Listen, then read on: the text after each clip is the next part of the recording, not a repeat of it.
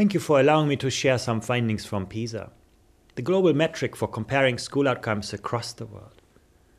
We conducted the latest assessment in 2012, which was a time when many of the 65 participating countries were grappling with the aftermath of an economic crisis that has brought home the urgency of equipping more people with better skills to collaborate, compete, and connect in ways that drive our societies forward.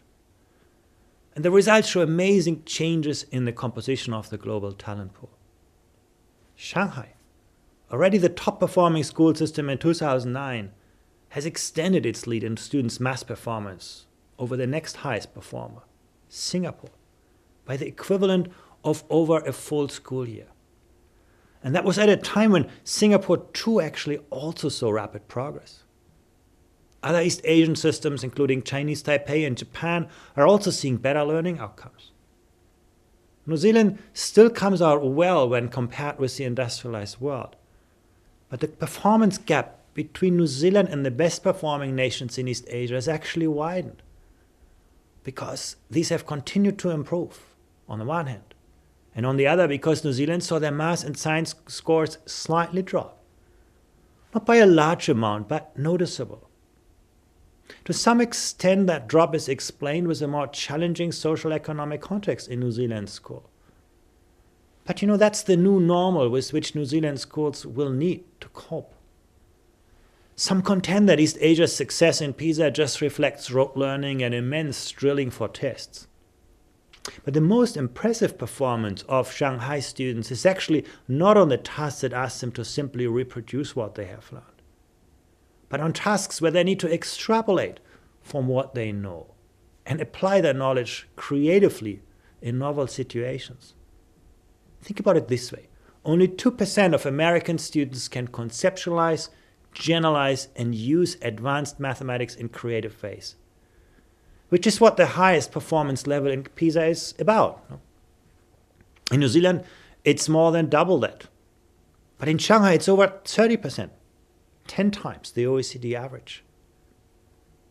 Shanghai has understood that the world economy no longer pays you for what you know, but for what you can do with what you know. Never underestimate the difference that this makes. Most East Asian school systems excel also because they are capable to leverage the academic potential of disadvantaged students, and because they are able to break the downward spiral between disadvantaged, lower performance, and poorer student engagement that we see in the results for New Zealand.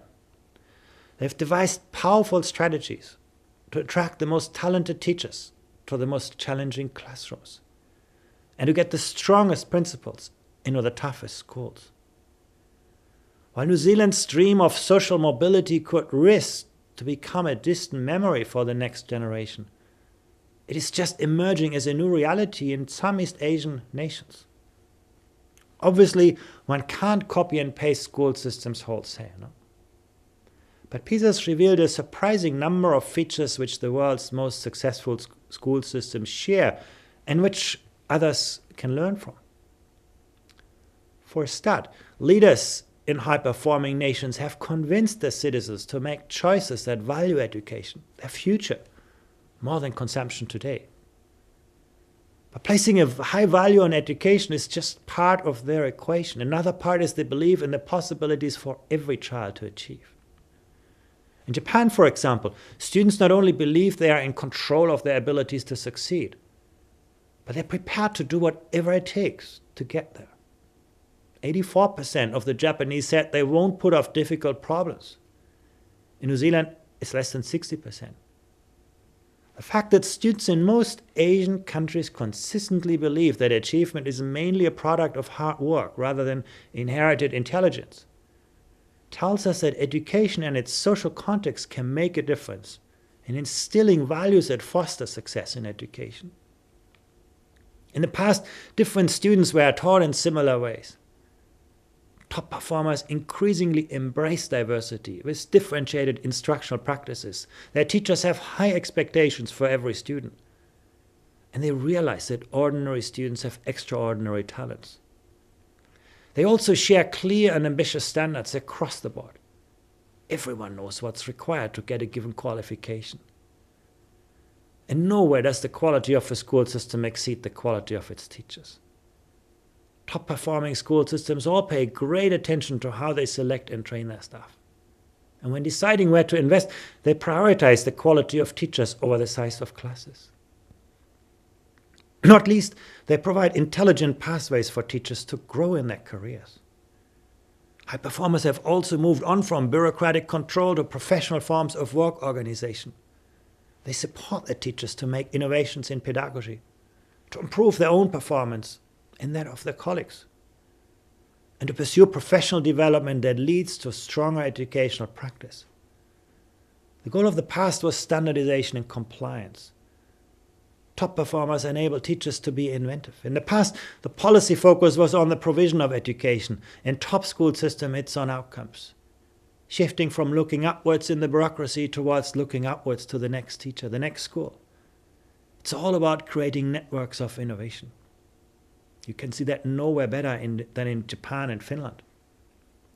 And the most impressive outcome of world-class school systems is perhaps that they deliver high-quality education across the entire school system so that every student benefits from excellent learning. And they align policies and practices effectively across all aspects of the system. They make them coherent over sustained periods of time, and they see that everything is consistently implemented.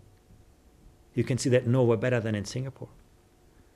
The challenges are tough and the status quo has many protectors.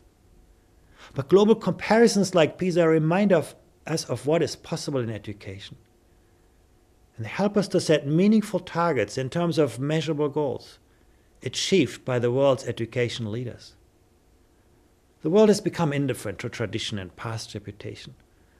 It's unforgiving of frailty. It's ignorant to custom or practice. Success is going to those individuals, institutions, and countries which are swift to adapt, slow to complain, and always open to change.